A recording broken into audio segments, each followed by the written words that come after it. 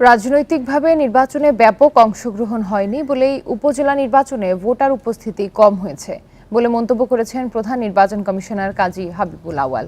বলেন, ভোটের হার ৬০ থেকে ৭০% হলেও আরও বেশি সন্তুষ্ট হতো কমিশন। ঘূর্ণিঝড় রিমালের কারণে স্থগিত ১৯টি উপজেলায় ভোট শেষে রোববার এসব কথা বলেন সিইসি।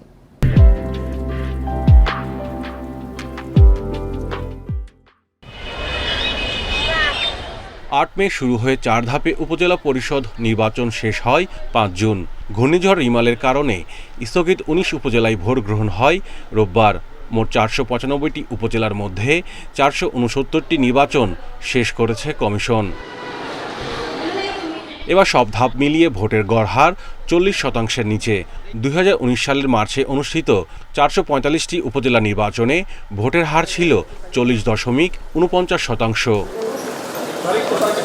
রোববার ১৯ উপজেলার ভোট শেষে নির্বাচন ভবনে সিইসি কাজী হাবিবুল আউয়াল বলেন, ব্যাপক রাজনৈতিক অংশগ্রহণ না থাকায় এবার ভোটার উপস্থিতি কম।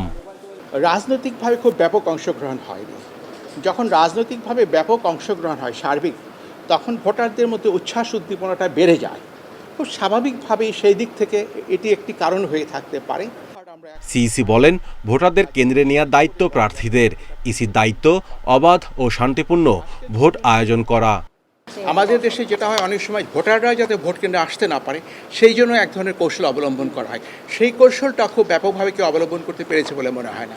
সেই দিক থেকে এটা একদিক থেকে ইতিবাচক। এই সব কারণেই আমরা সন্তুষ্ট বোধ করছি। তবে যদি ভোটারের সংখ্যা ৬০% হতো, ৭০%, নিশ্চয়ই আপনাদের মধ্যে আমরাও আরও বেশি সন্তুষ্ট হতাম। এবারের উপজেলা পরিষদ নির্বাচনে পুলিশ ও প্রশাসন নিরপেক্ষ ভূমিকা পালন করেছে বলে জানান প্রধান নির্বাচন কমিশনার। এবং নির্বাচন কর্মকর্তাদের জন্য সহজ হয়েছে। Mahmudul Hasan, independent news, Dhaka.